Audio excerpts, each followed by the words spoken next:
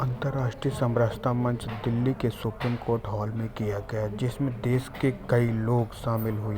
वहीं पड़ोसी देश नेपाल भी भारत के अच्छे रिश्ते को मजबूत करते हुए नजर आया। हम आपको बता दें कि वरिष्ठ समाज सेवी टंकनाथ भी इस सभागार में मौजूद है और उन्हें समरसता मंच पर भी सम्मानित किया गया। केंद्रीय सलाहकार बोर्ड में है अभी। तो नेपाल भारत का वैदिककालीन जो संबंध है, ये संबंध को प्रगाढ़ करने के लिए ये सम्मेलन को आयोजित किया जाता है। तो दिसंबर 28, 29, 30 को जो काठमांडू में होने वाला है, इसमें भव्य रूप में संपन्न करने के लिए नेपाल में हम आमंत्रित करते हैं, सब लोग को निमंत्रण करते हैं।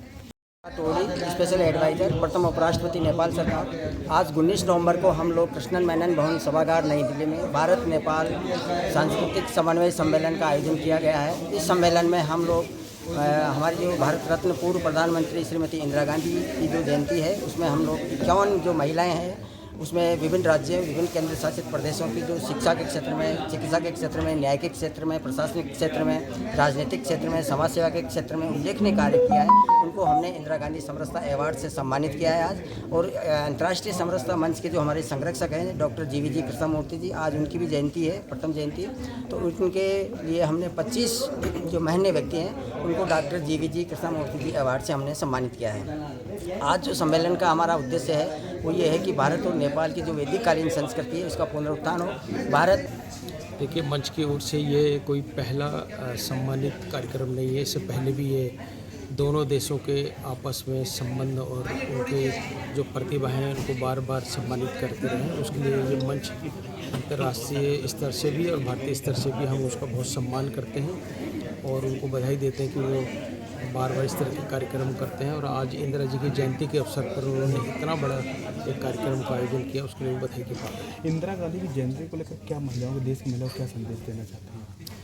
देखिए, दुनिया में एकमात्र एक लीडरशिप के नाम पे कहें तो एक ही आयरन लेडी के नाम से पैदा हुई, जिसका नाम इंदिरा गांधी था। और उन्होंने विकास की कई ऊंचाइयों को छुआ और सबसे बड़ी ये थी कि अंतर्राष्ट्रीय प्रतिभा की संपन्न होने के बावजूद भी उन्होंने अपने देश की भारतीय संस्कृति को कभी नहीं छोड़ा।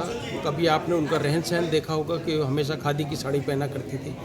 वो कोई विदेशी चश्मे और विदेशी घड़ियां और विदेशी 10-10 लाख के सूट कभी नहीं पहने उन्होंने। उनके खान पान से लेकर उन्होंने रहने के तरीके से लेकर उन्होंने भारतीयता उसके अंदर में दिखाई और उन्होंने भारतीयता की पूरा प्रचार विश्व के अंदर में किया और लोगों को दिखाया कि भारत वर्ल्ड का, दुनिया का एक ऐसा देश है जिसमें सारी संस्कृतियाँ एक साथ मिल करके हैं और एक गुलदस्ते के रूप में हैं, जहाँ हिंदू, मुस्लिम, सिख, ईसाई, जैन, पारसी सारे समूह एक साथ रहते हैं। इवन जो विदेशी धर्म है यहाँ, चाहे क्रिश्चियन हो या दूसरे यहूदी धर्म हो, उनको भी यहाँ पे पूरा तरह से सम्मान दिया जाता है। ये इंदिरा गांधी के समय पे ही संभव हो पाया था, उसके लिए हमेशा उनको याद रखा जाएगा।